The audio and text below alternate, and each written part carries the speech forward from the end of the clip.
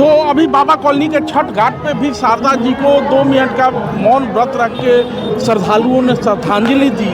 दुख तो है, जाने वाला चला गया, लेकिन छठी मैया ने शारदा के रूप में एक मधुर ध्वनि हमें दी थी। उन्हीं का गीत गूंज रहा है।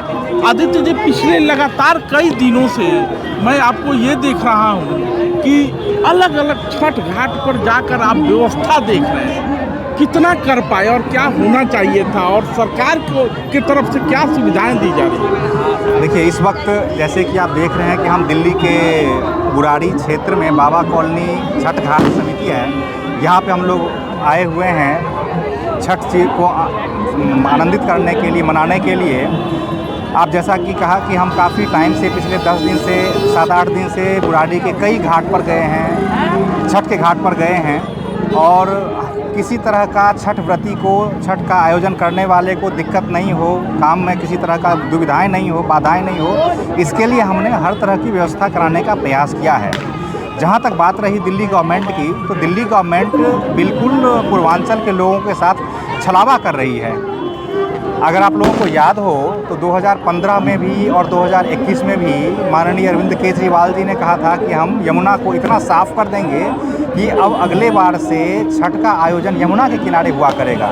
लेकिन आज स्थिति ये है कि यमुना में आप एक चुल्लू पानी पी नहीं सकते हैं, पीने का तो छोड़िए, अपने शरीर पे ले नहीं सकते हैं। तो इस तरह से जो पूर्वांचल के लोग यमुना में जाकर के छठ का उत्सव मनाते थे, वो मनाने से वंचित रह गए, और उनके जो अपने लोग हैं, पारिवारिक कहिए, कार्यकर्ता हैं, उनका एक ये नया आमदनी का स्रोत बना रखा है छठ घाट को बनाने का, और इसके माध्यम से वो करोड़ों की उगाही करते हैं और भ्रष्टाचार से लोगों को परेशान किए हुए। ये आदित्य ने बहुत महत्वपूर्ण प्रश्न उठाया है कि छठ घाट बनाने के नाम पे ये करोड़ों का जो उगाही का खेल चल रहा है, यही व्यवस्था अगर यमुना किनारे कर दी गई होती, क्योंकि छठ हमेशा बहते हुए पानी में होता रहा है। और दूसरी बात है कि शीला दीक्षित के समय में जब पूरबिये छठ घाट जाते थे, तो अगले दिन से चर्चा शुरू हो जाती थी कि पूरबियों की संख्या कितनी है। तो ये जो टुकड़े टुकड़े में बांटने की जो कवायद है, और बटोगे तो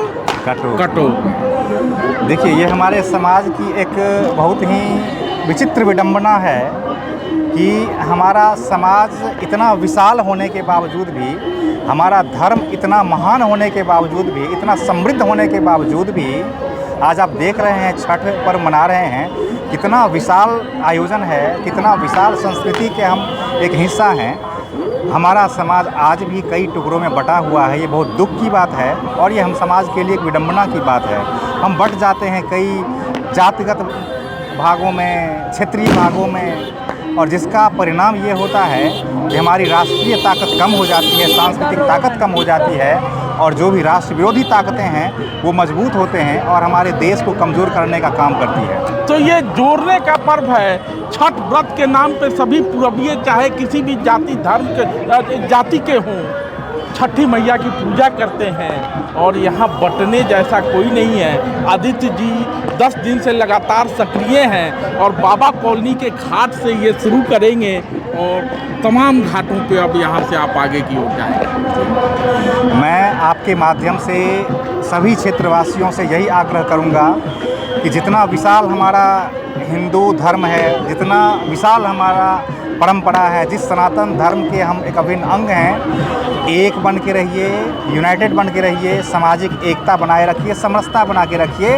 हमारा समाज बहुत समृद्ध है और कुशल है, हम सबका भविष्य अच्छा है। बंटने से बचिए, लोगों के विभाजनकारी विचारधारा से दूर रहिए, और समाज में हर्षोल्लास का वातावरण बनाइए। छठ की आप तमाम लोगों को ढेर सारी शुभकामनाएं। जय छठी मैया। जय छठी।